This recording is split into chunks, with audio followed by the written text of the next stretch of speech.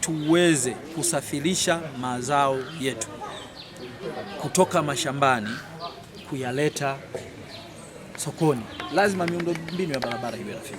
Na sisi jimbo letu la Mbeya vijijini lina barabara 3 za kimkakati, ndio zile nilizozitaja hapa: Isionje Kipondo, Mbalizi Shigamba na Mbalizi Chang'ombe, inaunganisha Mkwajuni mpaka Makongolosi.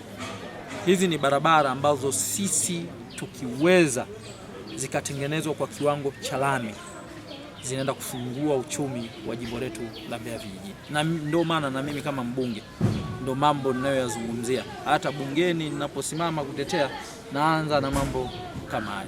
Lakini sambamba na hilo, nichukue fursa hii kushukuru serikali, tayari imeshatupatia kilomita 10 za barabara kutoka ya Mbalizi Shigamba. Na hii barabara, hizi kilomita 10 ni kiwango cha lami. Na hivi karibuni tumepatiwa zaidi ya milioni 400 ambazo tunaenda kutekeleza hivi karibuni, nafikiri ndani ya wiki 2 hizi. Mkandarasi ataingia site kuirekebisha kwa kiwango cha changarawe hii barabara ya Mbalizi kwenda Shigamba. Kwa hiyo tunairekebisha yale maeneo ambayo haipitike iwe nzuri, tunaposubiria utekelezaji wa hivi kilomita 10 za kiwango cha lami. Sasa hivyo ndio vipaumbele, na nimezungumzia swala la kuona namna ambavyo tutafute soko la uhakika kubwa la kudumu ambalo litaweza kuaccommodate mazao yote ya biashara na ya chakula kwenye wilaya yetu ya Mbeya. Hili jambo ni kubwa na ni lazima sisi kama viongozi tuanze kufikiria sasa, tutalijenga wapi, tunaliunganisha vipi na miundombinu mingine, na namna litakavyokuwa msaada kwa wakulima wote. Leo wakulima wetu wanalima lakini wanakosa soko. Wanalima mahindi ya kula wao yanatosheleza, na yapo ya ziada, yale ya ziada ambayo wangeweza kuyauza wanakosa soko. Mathalan hizi tani 300,000 na mpaka 400,000 za ziada zinazozalishwa jimbo la Mbeya vijijini zinaenda wapi?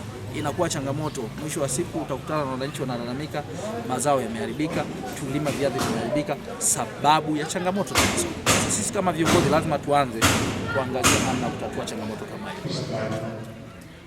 Sisi ni wakulima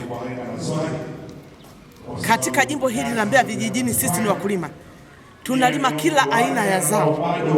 Barabara zinapokuwa ziko katika ubora, ndivyo ambavyo tunavyoinua uchumi wetu. Barabara zinapokuwa hazipo katika ubora, hatuwezi tukapata uchumi ulio bora. Maana tunalima maparachichi. Maparachichi yanaweza yakaozea njiani, alafu watu tukaingia hasara kwa sababu ya kwamba barabara ziko mbovu. Tunainuliwa uchumi wetu barabara zikiwa nzuri, ni kwamba mazao yetu yanasafirishwa kwa urahisi, ndipo yanapofika sokoni yakiwa katika ubora, ndivyo tunavyopata soko zuri. Yaani barabara ni muhimu sana zikawa bora. Na hii taarifa leo aliyoitoa, ametoa taarifa njema na hatujawahi iona. Niombe wataalamu wanaotoka, mfano hawa tunaita TANROADS, RUWASA, kwenye sekta hizo wanazofanya za maji na barabara, wajitahidi sana kufanya miradi isha haraka.